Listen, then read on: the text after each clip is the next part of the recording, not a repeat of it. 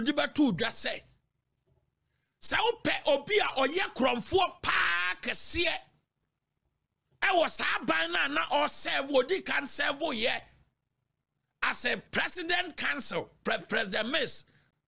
ni legal council, and sana chile ya de Matia Midu, Eko Attorney General, any Minister of Interior, or si nipa or ye corrupt than the Arab Queen, eyo kujato abrakwa. And two kwine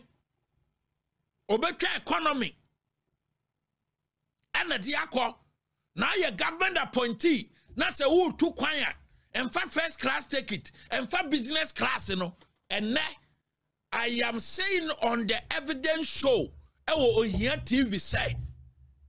Okuja to black or some or can yen say, or no so nya kwanya or serve biema, on for business class, on for first class in two kwane, bo manekano. Fiti emra ye appointed Okuja to Abrakwa as a foreign affairs minister onusu economy da entu kwan. All the international travels Okuja to Abrakwa ko nyina no otwa first class ticket, contrary to what he told Ghanaians in opposition. And then fiti sa obaya foreign affairs minister no nanu owo opposition no Osi na nado danko akufuado appointees no etwa business and first class on tiasie ye ka chenso on for evidence mra so on de waka eso no ni evidence no no de ne ya friend value for money because out na economy mu a yes me too kwan emfa first class da me too kwan enyusu business class da ye nyina ekokoduru ye nyina ekokoduru enye 70 business class nye se memetia mentimentua enye 70 first class na basintele no nkura na wo mo brada kura tu kwan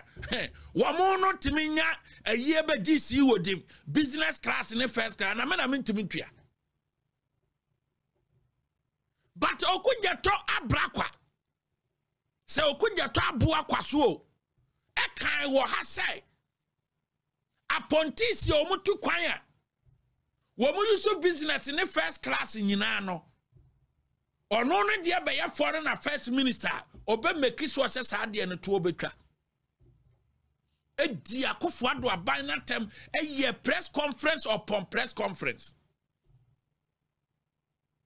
Okuja to abra kwanya no okwa veti no mbisa no say asema wo kan ye say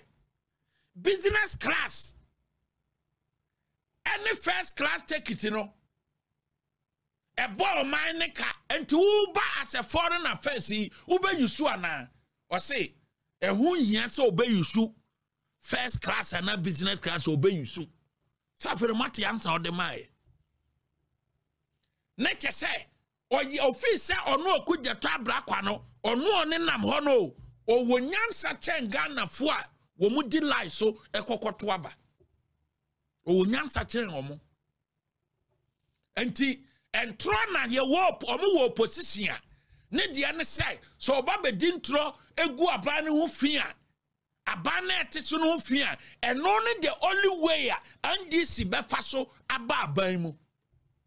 enti yen kan se mo mfa ampipia na ye niama ye di asom oman no yen kansem fon ye ni otro akese ye kan hwe Ghana fo se da Matia Mido Dibatu dwa se sa upe obia oye kromfo pa kese e wo sa ban na or serve odi kan serve ye as a president council President Miss ni legal council and sana chire ya de Matia Mido Eko Attorney General, any Minister of Interior,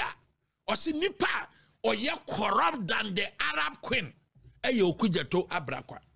Continue. Na sika mobakaya Supreme Court to J Yadema or mine Ghana no. Eyo whatever $30 million no. Sa brantie we or mine a man ne mfuna ya kesia kata ne nse proye no so no. From the university 2008 you know ebesin ne 2007 na Owie University no mumisa say adwuma ben na waye Owie ya na obedi ni deputy minister continue ana wasevu SMP sa na Ghana for atua ne ka throughout ana say odi abedi minister etini wiase obaye no ono ankasa se ono aye bibidi ahwe ne yire ne ma no ebi ni Ghana na nhwe no obedi politics yatina da bia Ghana ye dai ehwe no okugyeto aboakwa for you continue okugyeto aboakwa for you na obi a ono aniaden kwan so presidential jet na enye no His Excellency Nana Dankwa Akufo-Addo entramu na onwuo no 7 months yachi 8 months yachi 9 months yachi 10 months yachi okugyeto abrakwa ya ye ka ne ho asemu ino me secret amede ma hwefo ne atiefo no say ye appointee no foreign affairs minister entu kwan obetwa economy ana di akọ na ye government appointee na se wo tu kwan a emfa first class ticket emfa business class no enne I am saying on the evidence show ewo ohia TV say okugyeto abrakwa asem o kan ye ne say ono so onya kwanya ne so o serve biema onfa business class onfa first class into kwan na ebo man ne ka no fiti emra ye appointee okugyeto abrakwa as a foreign affairs minister onyusu economy da entu kwan all the international travels okugyeto abrakwa konyina no otwa first class ticket contrary to what he told Ghanaians in opposition. And then for the South foreign affairs minister no nanu owo opposition no o se Nana Dankwa Akufo-Addo appointees no etwa business and first class on tiasie ye ka chen so on for evidence mra so on de waka it's no need evidence no de near your friend value for money because out now economy more.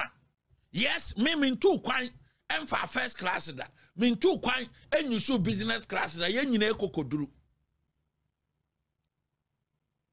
Yen kokoduru and yes, 70 to your business class. Yes, I me to ya.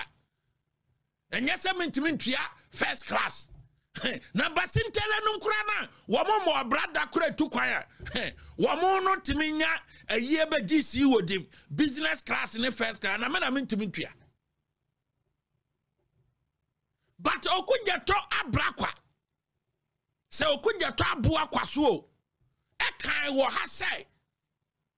appointees omutu kwaya